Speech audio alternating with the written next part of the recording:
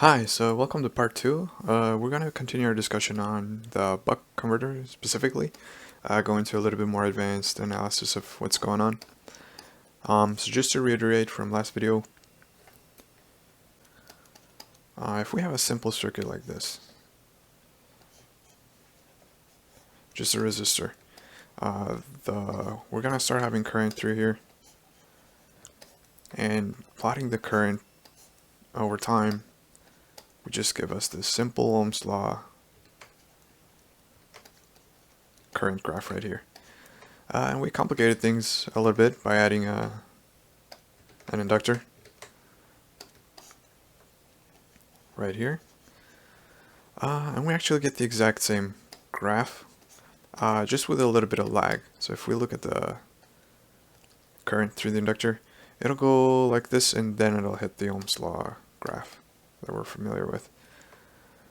This little lag right here is a slope. It's a very specific mathematical relationship that holds true for the inductor. In real life, it'll bottom out a little bit like this, but just mathematically, this modeling of the inductor works fine. So this slope is equal to the voltage across the inductor divided by the inductance. It'll give us the di dt. And you might see this formula in your sheet, in your class notes. So this is the format you're familiar with probably, and I've just solved it for the di dt. But even further, isn't this just delta I over delta t? So if we want to find the slope here, we'll find the delta I and then the delta t here. And the trick is this switch helps us to, so it doesn't actually reach the Ohm's law equilibrium point.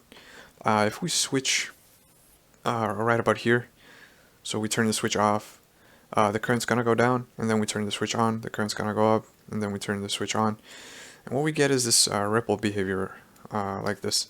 So the current is gonna kind of ripple through here at a certain point, certain value.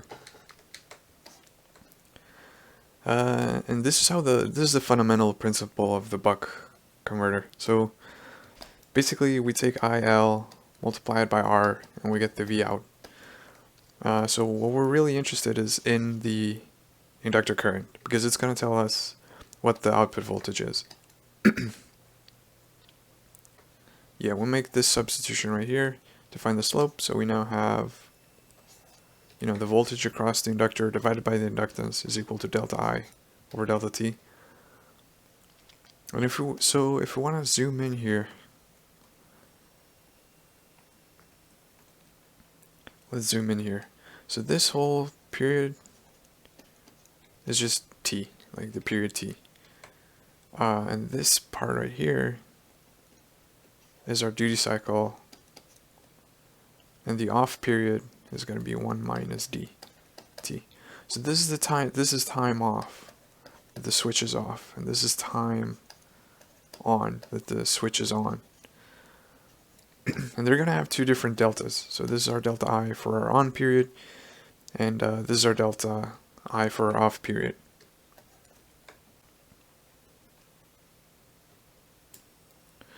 So let's solve for the delta I for the on period. So we know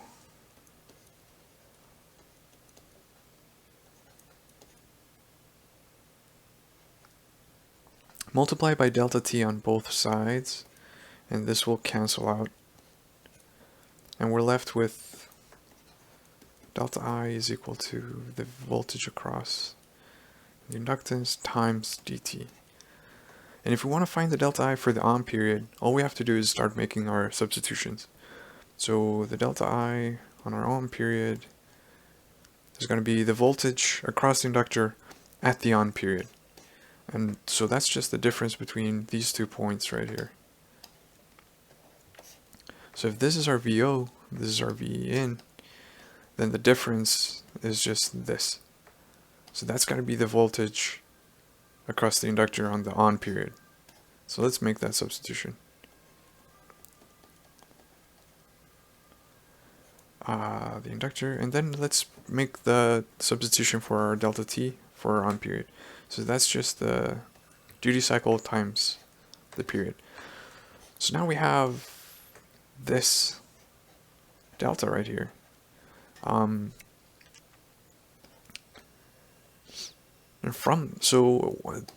one of the most important things about designing a buck converter is going to be what the inductor value is.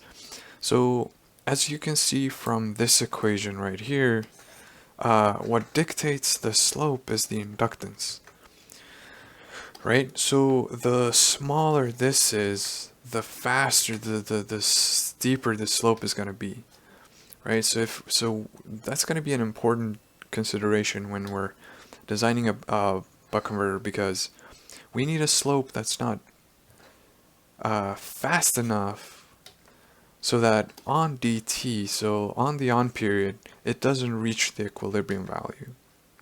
So we need to size our inductor in a way where at a switching frequency, let's say 100 kilohertz, the inductance isn't small enough to where it just shoots straight up to almost instantaneously to the Ohm's law equilibrium point. So we want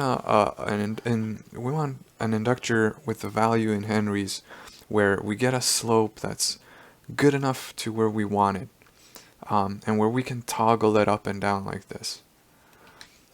So how do you find that? Well, let's start with the slope and connect it back to the switching frequency. So that's kind of what we've done here. We found the delta here for the on period. If we divide both sides by the current, so let me explain what I mean. So this is the I average. So this is the average current value around where the delta will ripple up and down, right? So that's also an important design factor, because if the delta is big enough, the ripple would ripple down to zero current, or discontinuous conduction mode. We don't want to be there just yet, so we're trying to size our ripple to stay within above zero. And mathematically, what that looks like is if this is the delta right here, the delta I, half of the delta value needs to be smaller than the average value. And I'll show that mathematically so it kind of makes sense. So the blue bar is the average value. And the red bar in this case reaches about here. So that's good. We're above the zero current line. But what if the ripple was like this, right? Then half of the delta would go way past, that bar would be this, right? So mathematically you can write this equation. Half of delta I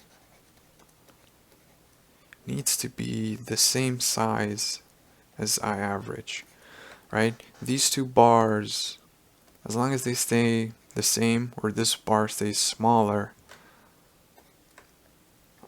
will be within our bounds. Does that make sense? Let me write that out here. Average, and this is delta I divided by 2, right? So as long as this is smaller than the I average, we're fine. So this is going to be our equation we're gonna use as we're sizing our inductor. And if we solve for the ripple ratio right here, so you divide by I average on both sides and multiply by 2 on both sides. So just solve for the 2 basically, and you'll get something like this. Or technically, as long as this is less than 2, we're fine. And this ratio right here is called the percentage ripple ratio. So if we take this delta and we measure it against the I average, as long as that value is less than 2, we're fine. So let me write that a little bit more clean. So let's say we have this graph right here. And in this case, our average is pretty high. It's up here, and the delta is this part right here. Right, so if we measure these two bars against each other, we'll get something like this. Now we're fine.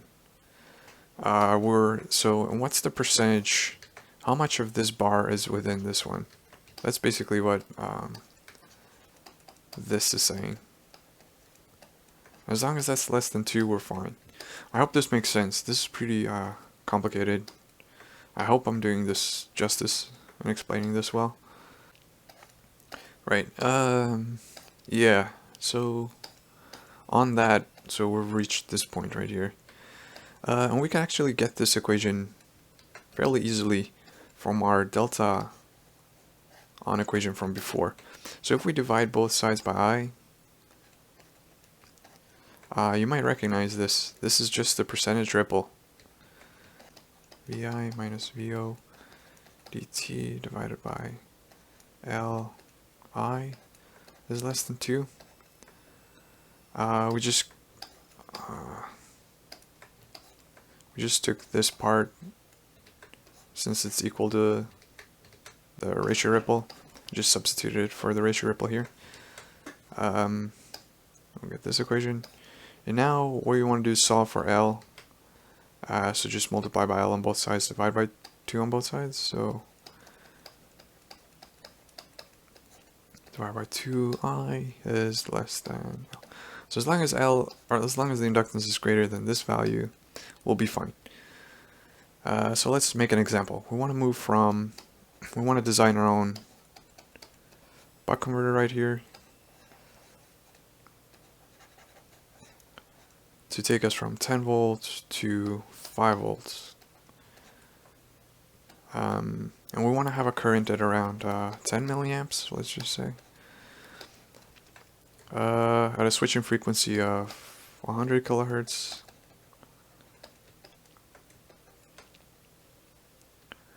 So let's just, and a duty cycle at 0.5. Alright, so just plug all the numbers in. So I got about 1.25 millihenries. So if we have a switching frequency at 100 kilohertz and we want to bring it down from 10 volts to 5 volts, and run the circuit or load at around 10 milliamps, you would need an inductor of about 1.25 millihenries. So that's yeah, hopefully this is pretty advanced and complicated. Hopefully this will kind of explain what's going on.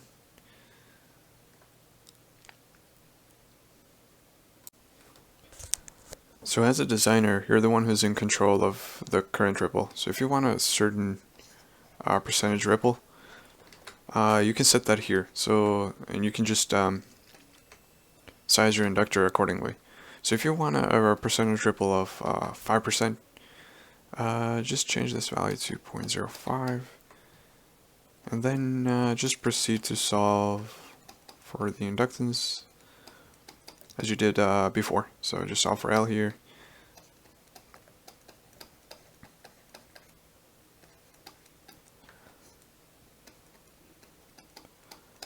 So this inductance is going to keep you and the ripple at about 5%. That's why this equation and derivation is so powerful, because as a buck converter designer, you'll be able to control how big of a ripple you want. And we'll be able to get 2 delta I's, one for the on period and one for the off period. So when the switch is closed, current is going to go through here, and so the current is going to ramp up. When we open the switch, the current is going to go down. And so we have those 2 deltas. And by simply substituting the time for the on period, which is dt, and substituting the voltage over the inductor. And let's take a look at what that is. So the inductor's here, we got the V in and V out here, and then the inductor voltage is just going to be the difference between these 2 points on the on period. On the off period, this switch opens and this goes to ground if we ignore the diode on voltage. So then we get that this VL here is negative VO, because it's the difference of these 2 points, so that's 0 minus VO. So now that we have that established, we just substitute the values for VL and delta T, and we get the delta currents for the on period and the off period. It's important to note that this statement here just tells us that there's no net gain of current. This ripple is steady. It'll hold at whatever level here is. Thus, the delta I on should be equal to the delta I off, or the negative version of it, so that there's no net positive gain of current. This ripple isn't going upwards like this. It is just staying like this. So whatever is increased is also decreased. That's basically what this is telling us. And though, and now we can set these two, now we can just substitute the delta I on here and the delta I off here. And we get this statement right here. What I've done is I've just canceled whatever's the same on both sides. So the inductance is the same. Take out the t's, the period, and we're left with this version right here, or this equation right here. Just multiply this out on both sides, and we get this. These two cancel out, and we're left with this VO, or V out, is equal to V in times the duty cycle. Just solve for the transfer function, or VO or VI. And we get that the output voltage depends on the duty cycle. So that's interesting. If you have 10 volts in and 0.5 duty cycle, you'll get 5 volts out.